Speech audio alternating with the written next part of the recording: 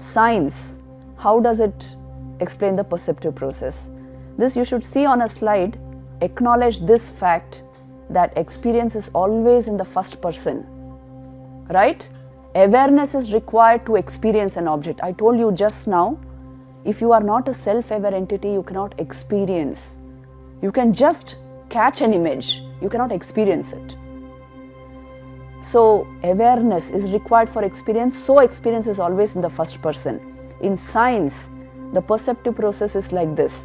You see, electromagnetic radiation entering, look at the first image, entering your eye, goes to your brain, the visual cortex in your brain through the thalamus, and there it is interpreted as that particular object. You are actually seeing the object.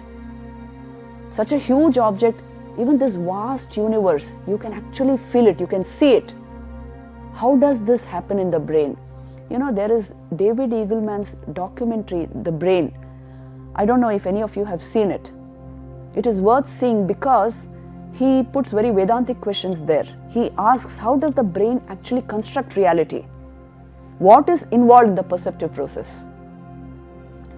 So here, science will tell you, basically now go to the next image, see the next image. You see, the bird is the object there. Now the light thrown out by that object finally enters your brain. And the brain synthesizes this knowledge through recognition. So memory also is involved usually in the perceptive process, that this is a bird. From your eye, it is going to your brain, and finally brain is experiencing the object and giving you the information, this is a bird. So this wonderful explanation science is giving us, how it is happening. What all is involved in the perceptive process? First of all, object of perception. Then the light it has to throw out. If it didn't throw out light, you would not perceive it even if it was there. Your black holes are like that, isn't it?